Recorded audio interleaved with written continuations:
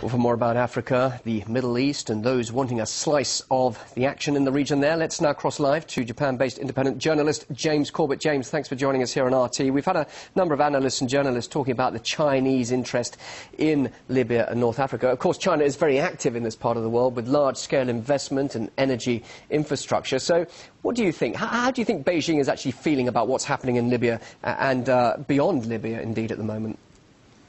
Well, Beijing has to be concerned by what's going on right now, as they have so much investment, not only in Libya, as you say, but all throughout Africa.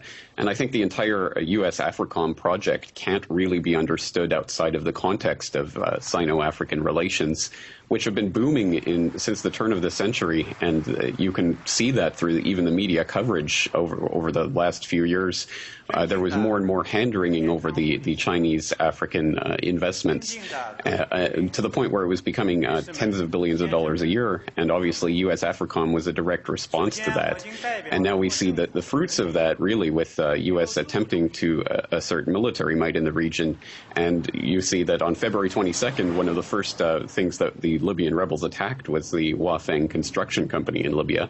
And on February 24th, the Chinese oil company CNPC was attacked and looted by the Libyan rebels. So there's definitely been an element of these rebels being funded, perhaps not expressly, but certainly as tangentially to attack Chinese interests in Libya itself. Wait a minute. So what you're saying is that really the underlying current here is actually the rivalry between the US and China. Some people are saying this is another Cold War. Isn't that an exaggeration? Or if not, can you explain why not?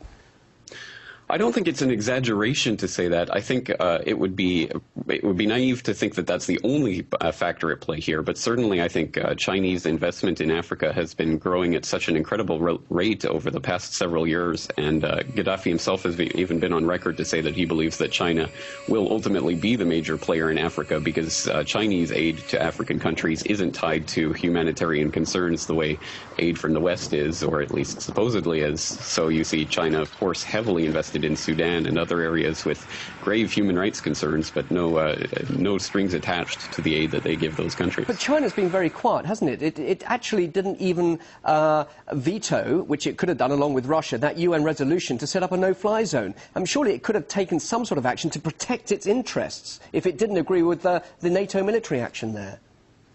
Well, that's right. But as you say, I think this is a new form of Cold War, and I don't think that the direct confrontation at the UN level is going to be happening at this point. I think they're still perhaps taking stock of the situation and still getting ready to get into a position where they can perhaps better protect their own interests. And but, that position, could Beijing be considered as a broker in a possible peace settlement? I had a journalist on a little earlier from London saying maybe Moscow and Beijing should be involved here if negotiation is a way forward. Would you agree with that? Well, I think clearly if there was going to be some sort of mediated negotiation, China and Russia would obviously be the players that would be handling or at least mediating that, because they were the ones that were obviously initially against this on the UN Security Council. So they would be the obvious choice, and the obvious choice because China obviously has the interests in the region that it wants to protect. Well, let's talk about the ongoing situation at the moment. Many saying, of course, this is a stalemate. The NATO action hasn't worked at all. President Obama is saying only with boots on the ground will a possible end to this operation be brought to a conclusion. Now, if there was a ground operation, and indeed if there was a new resolution that changed the goalposts and we saw a further military action there, what sort of political fallout could there be? Because after all, we've seen the BRICS countries recently expressing unease about what's going on there in NATO. We've seen a lot of political fallout within France, for example, over this. What do you see happening? Yeah, as exactly what you just pointed out, I think the political fallout in France and across the NATO nations is going to increase throughout this. I think at the point where troops are on the ground, I think the action becomes something entirely different. But unfortunately, I think there might be the possibility of failing forward here and actually trying to expand what's happening. And we've certainly seen recently with Syria, the recent WikiLeaks documents have indicated that there has been intervention funded by the U.S. In that country to try to destabilize the regime there. So we might actually see this spreading instead of stopping. And that's, I think, the real danger at this point. There's been some people on RT saying that, in effect, NATO and the US want this this conflict in Libya to be prolonged, not to end. I mean, what's the thinking behind that? Well, I think the point towards this is destabilization, not necessarily the stabilization of the area, because I think destabilization is a type of liquefaction of what's going on there, and that plays into the interests of those who aren't yet heavily invested in the area, and plays against the interests of those who do have an established investment in the area, like China. Just finally, then, are we going to see another Afghanistan scenario, another Iraq scenario there in Libya? Just briefly, James.